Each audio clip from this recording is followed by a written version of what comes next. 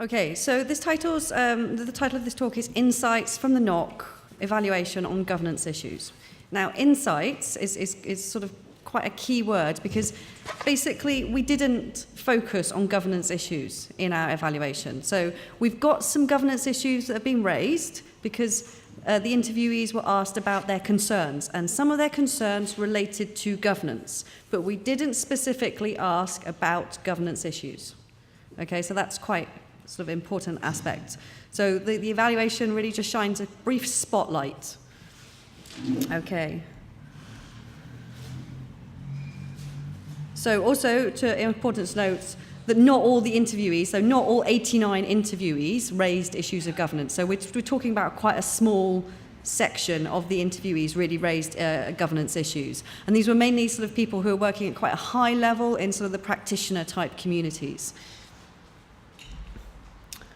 So, in addition, we asked about added value in the evaluation. So those who were asked about, when we asked about added value, some of the interviewees also, it led them on to talk about governance issues. So when they talked about concerns, they raised sometimes governance issues, and when we talked about added value, they sometimes raised governance issues. So it's important to note that obviously added value and governance are therefore quite linked. So governance will dictate the ability of the NoK to actually add value. So therefore, in our discussions this afternoon in the forthcoming sessions, let's try and bear in mind some of these issues that the evaluation has raised regarding concerns about governance and where we're trying to head to, which is the added value. So, as I said, governance concerns will help with our discussions on the design options later on this afternoon, hopefully, so that when we select design options, we can select a NoK that adds value.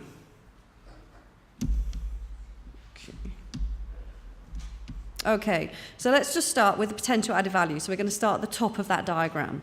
So what were some of the concerns raised about, what were some of the suggestions about a potential added value of the NoK? So the first one that I've selected is the NoK could potentially act as a single entry point for policy questions to be addressed to the scientific community and being dealt with in the most efficient way and with high level of quality confidence. The NoK could raise awareness of policy on emerging issues as well as scientific community on policy issues. So it's that kind of two-way interaction they're raising. A second interviewee said, the opportunity to address a very defined research question, which normally you would invest much more money and would have a much longer process. Thirdly, different types of knowledge should be brought together to have the right answer. An open access platform where different stakeholders could contribute to solve different problems, provide their expertise and willingness, quite opposite of the usual ivory tower of scientists. Okay, so from that, and from all the other various comments that I didn't have nice quotes from, we have identified the following potential added value of the NoK. So this is where we're heading to, or where we'd like to head to.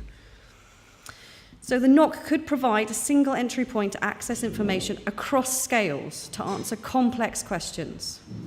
The NoK could unite and strengthen existing networks, develop links across scientific disciplines to foster understanding and bring together disparate groups.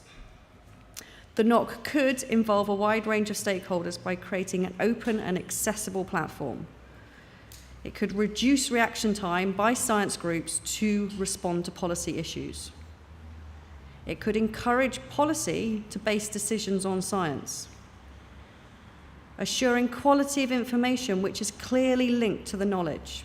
And that came from one of the participants being very knowledgeable about IPCC process and how they really clearly signpost the outputs that they have to the literature. So they show the link very clearly.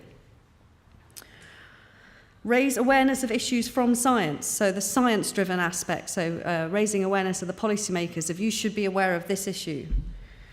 And lastly on this slide, strengthening policy development on the medium-term issues, so from the 1 to 3 year time scale at the European level, but I assume at other levels as well. So there was actually quite a few added values, including other types of knowledge. We've already discussed this in quite some detail, especially local knowledge, field knowledge from sort of the people working on the ground, and indigenous knowledge. Improving the way science and policy interact and communicate. Facilitating a policy-driven process. So that was seen as a really key part of the NoK in the fact that it's policy-driven. It's not science waving a flag going, you should be interested in this. It's really supposed to be facilitated as a policy-driven process. So increasing understanding between groups, particularly between science and policy. Highlighting methodological approaches to respond to requests. So how we're going to do this, how can we help you? Including a wide range of expertise across different scientific disciplines and cultures. And finally, shortening the timeframes for information to reach policymakers, so doing a lot more quickly. So there's lots of crossover, as there have been throughout the whole of this last few days. There are some really clear crossover points. So, to now go to the bottom of the diagram and look at sort of some of the concerns, the real problems that people saw to achieve this added value. So again, just to sort of introduce this, some of the comments that the interviewees made about this.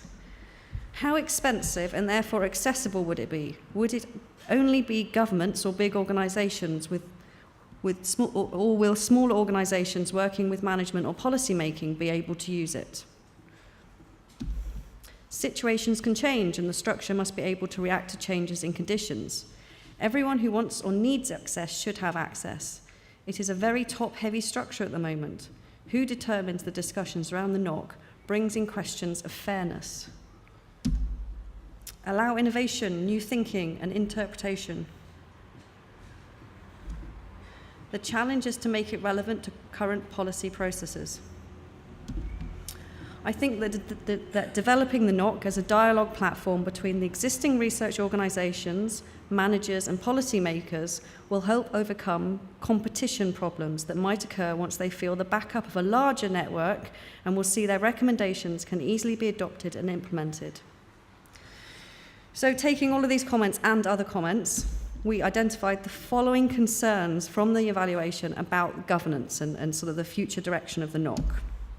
So we need to avoid being overly bureaucratic. And I think the quote from the evaluation was avoiding a bureaucratic monster. We need to ensure that the NoK is independent and flexible. We need to ensure that it's accessible to all, not just large organisations with funding, not just the big boys out there. Now, big concern was about the link to IPBES, and having too much of an upward focus might actually reduce the focus of other groups, sort of lower down and bottom up processes. So we need to make sure that we have a focus up and down. Integrating different types of knowledge into the NoK, again, it comes up. Overcoming terminology between different groups, again, we've heard this one before. Engaging both users and producers of knowledge in the development of the NoK from the start. Ensuring multi-directional flow of knowledge between groups. So it's that dialogue process. And avoiding duplication and competition across networks so that we work together and we cooperate and we collaborate and we don't duplicate and reinvent the wheel. So, in the following session, I'm hoping you will keep these comments and these added values and concerns about governance in consideration, because it does all link with the design options and the discussions and how we take the discussions forward. So I'd like to finish there and see if there's any questions or points of clarification.